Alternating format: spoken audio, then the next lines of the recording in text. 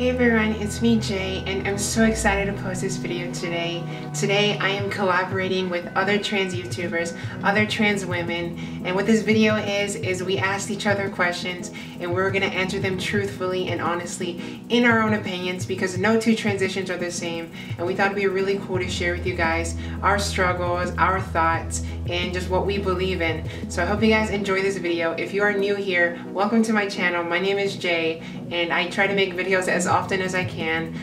Usually trans related, a lot of stuff to do with maybe voice training and music. I'm really into music, but I hope you guys enjoy this video. I hope you guys enjoy what I have to say. And yeah, so I'm just gonna jump into this with the first question. Where's everyone at in their transition? Are you on blockers or hormones? Are you even doing any hormone replacement therapy? Are you old enough for surgeries or any sort of SRS or FFS? So right now I am on hormones. I've been on hormones for 14 months. I've been medically transitioning for 14 months, and it's amazing. It's a great feeling. May 20th was when I started. I am taking 4 milligrams of estradiol and 200 milligrams of spironolactone. Estradiol is basically estrogen, and spironolactone is puberty blockers. And I started taking them at 19. I'm currently 20 years old. I'm gonna be 21 in like 2 months or so. So that's exciting. And as far as surgeries, I actually have a surgery date for next year. It's in February, but I think I'm gonna try to move it to the summer so I can actually not be in school when I get it. But I'm getting SRS, and it's so exciting. And I hope that Obamacare is still around, because that's what I'm gonna try and pay for it with. So yeah, I'll keep you guys updated on that, but I'm so excited. As far as like FFS or like breast augmentation, I'm really considering it, but right now it's not like on my top priority list. I'm just in so much debt right now, I can't imagine adding all of those costs on, because transitioning is expensive. But maybe in the future I would like to do some more surgeries. So the next question is, what's something you've learned about yourself while transitioning that you didn't realize before? And I like this question a lot, because the first thing that came into my mind was bravery. I never realized how brave I was.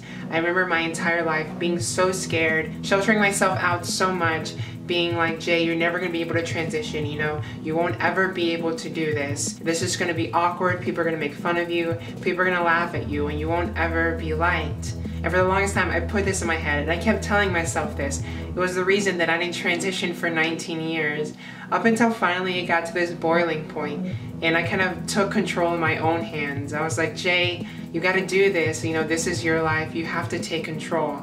And at that moment, when I was 19 years old, I kind of stopped living through anyone else's eyes, and I started living through my own eyes. I started living the way that I wanted to live, and I took control because it is my life.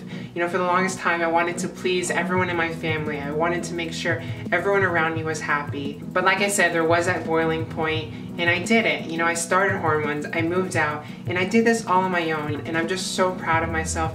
I'm so proud of how brave I was and strong I was, and just, I never thought that I'd be able to do this, but I did. I persevered, and I'm just so much stronger than I've ever been, and it's an amazing feeling. Honestly, transitioning is such a beautiful and amazing thing. If you're transitioning, I wish you the best of luck, because I know how hard it is, but just know that you are brave just for taking the steps, just for admitting it to yourself. You are so brave, and that's something that I've come to terms with, and I'm happy about. I'm actually able to live my life the way I want to live, and it's great.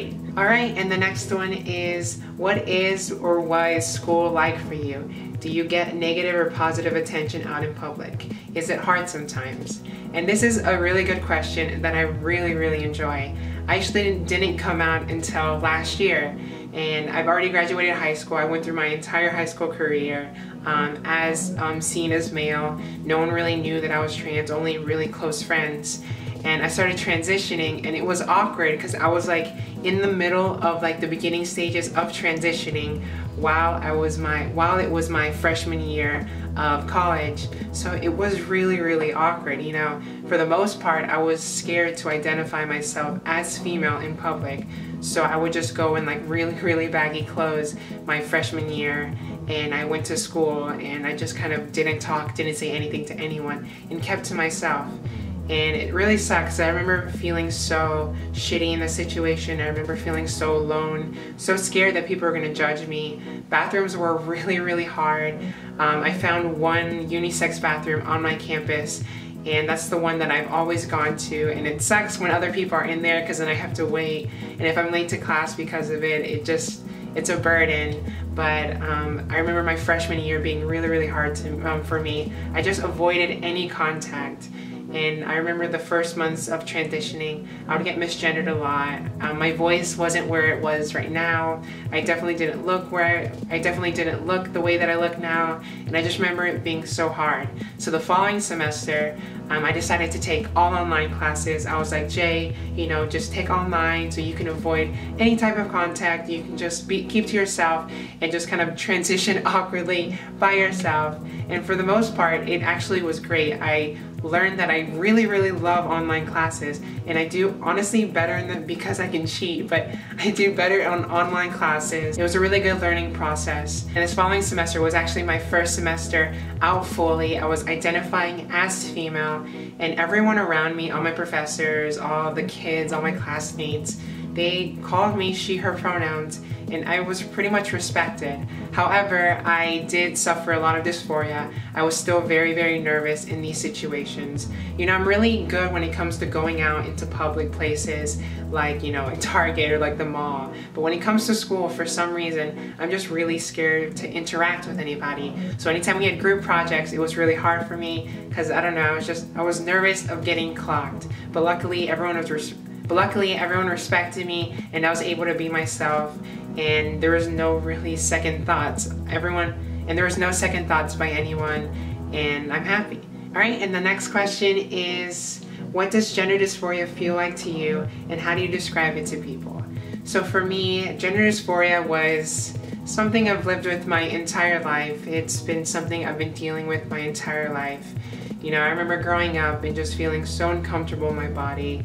I would just make up these fantasies in my head of what life would be if I were a female, if I just lived the life that I wanted to. And it just always sucked because I remember it was always these fantasies, always these things that I dreamt about, but I could never be.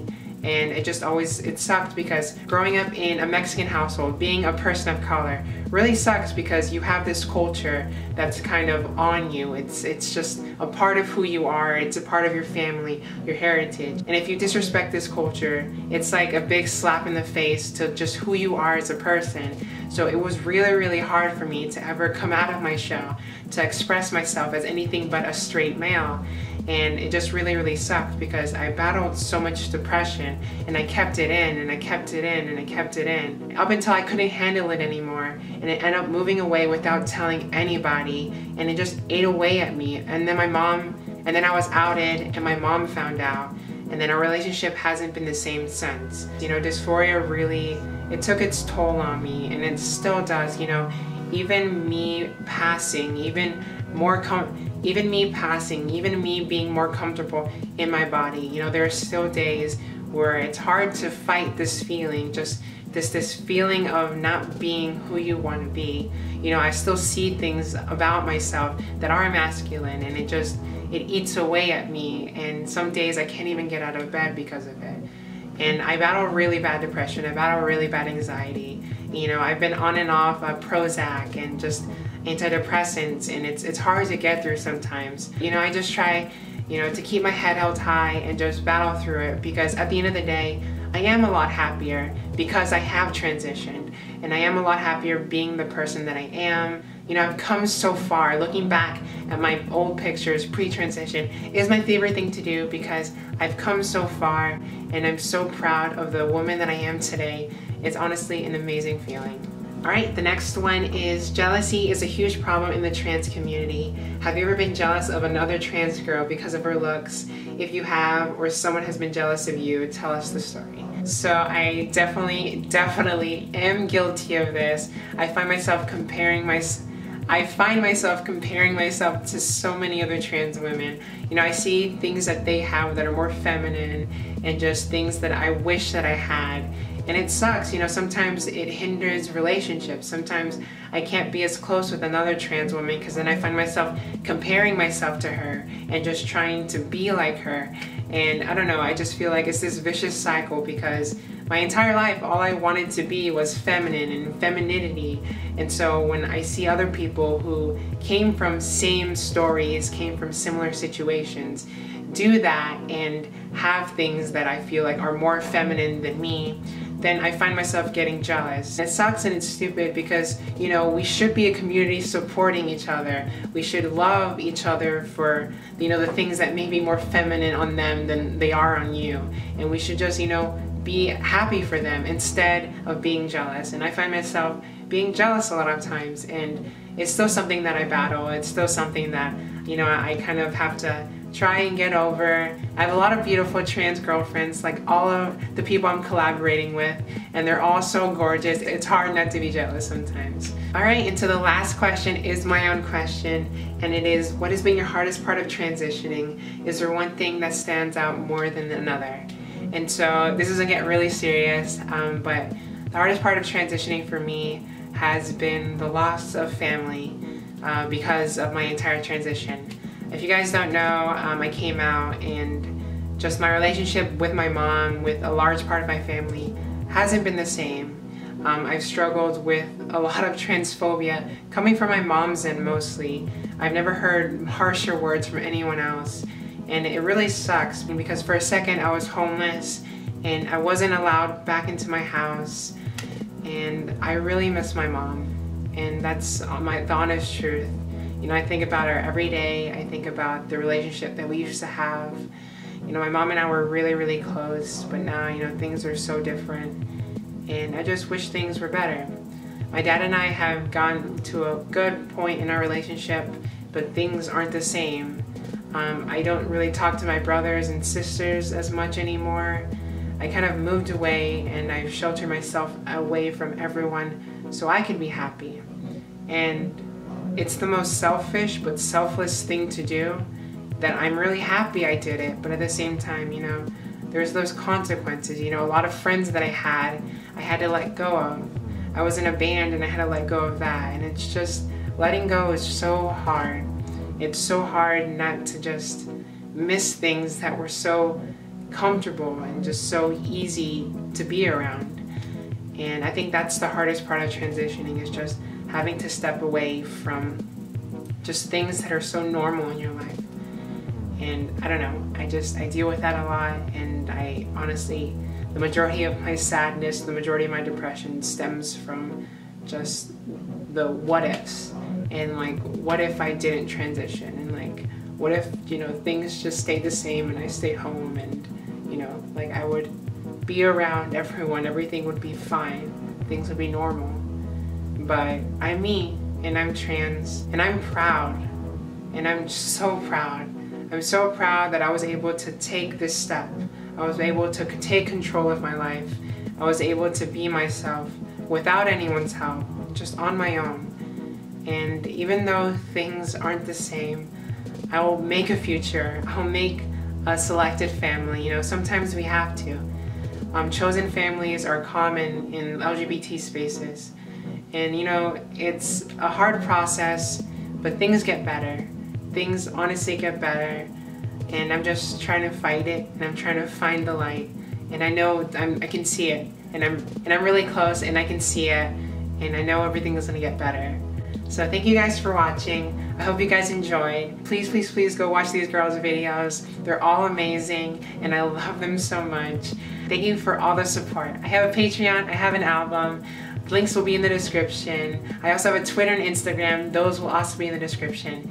Thank you guys for everything. I'll see you guys in the next one. Thanks for everything, and I'll see you guys later. Bye. And it takes 3 seconds for you to see me coming here tonight. This concrete ground is colder than outside, but the promises I've made to you will always stay the same.